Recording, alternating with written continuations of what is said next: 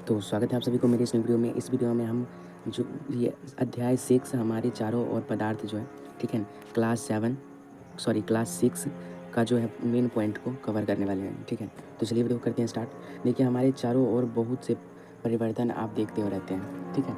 आप जो है अपने चारों ओर बहुत सारे परिवर्तन को देखते रहते हैं। हमेशा हर चीज़ जो है एक जैसे नहीं रहता है, ठीक है।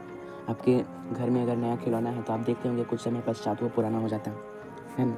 खेतों में फसल जो है समय अनुसार बदलती रहती है ना।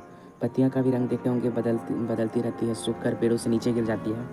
फूल भी खिलते हैं और फिर खिल के क्या होता है, मुरझा जाते हैं।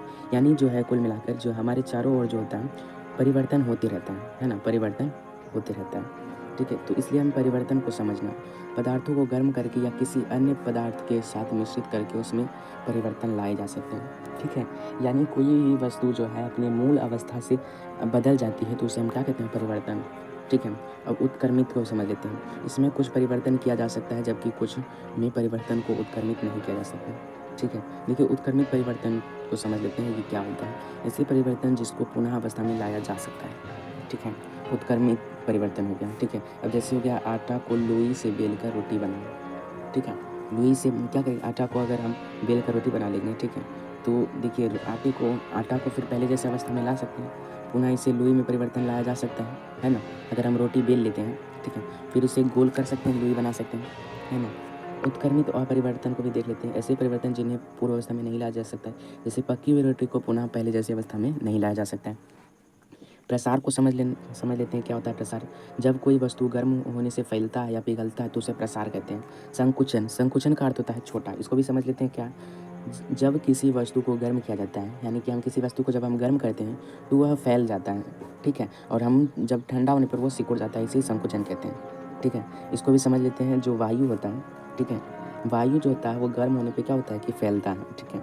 उदाहरण के लिए आप एक क्या कीजिए, स्टोव ले लीजिए, ठीक है, और स्टोव पर, ठीक है, स्टोव पर एक, रुकिए मैं आपको चित्र के माध्यम से समझाता हूँ। देखिए अगर आप कोई गुब्बारा ले लेते हैं, ठीक है, और उस गुब्बारे को एक क्या कीजिए कि ना, एक, यानी कि एक शीशे के जार में रख लेना है, यानी कि उस शीशे के जार से ढक देना है उस गुब्बारे को, ठीक है। तो क्या होगा, जब इस पॉइंट पे आप गर्म करेंगे तो गुब्बारा क्या देगा, फूल जाएगा। वहीं इस पॉइंट को ठंडा करेंगे तो गुब्बारा सिकुड़ जाएगा। यानी कि कुल मिला के वायु जो है गर्म होने पर फैलती है ना, और ठंडा होने पर क्या होता है, सिकुड़ती है। चलिए अब ऊपर चलते हैं। ये तो आप समझ लिए संकुचन। अब देखिए आगे जो है हमारा आवर्ती परिवर्तन, वह परिवर्तन जिसकी नियमित समय अंतरालों के बाद पुनरावृत्ति होती है, जैसे सूरज का उगना, ठीक है ना, ये आते रहता है परिवर्तन, ठीक है। अनावर्ती आवर्त परिवर्तन, ठीक है, वह परिवर्तन जिनकी नियमित समय अंतराल के बाद पुनरावृत्ति नहीं होती है ना। यानी कि एक बार परिवर्तन होने के बाद फिर कभी नहीं, ठीक है।